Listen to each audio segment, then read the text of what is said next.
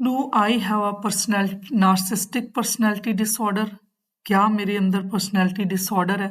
इसको जानने के लिए ये आप देखें कि अगर इन सारे एरियाज़ में आप अपने आप को ऐसे ही बोलते हैं, डियर मी,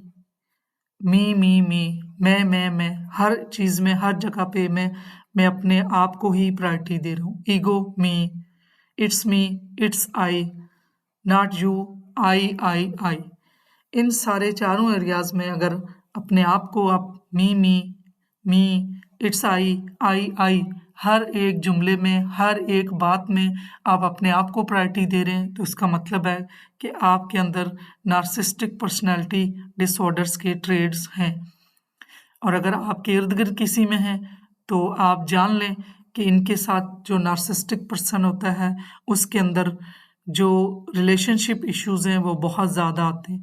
उसके अंदर सेल्फ एंटाइटलमेंट होती है, लैक ऑफ एम्पैथी होती है, फ्रेजाइल सेल्फ एस्टीम होती है, ग्रैंडियोसिटी होती है।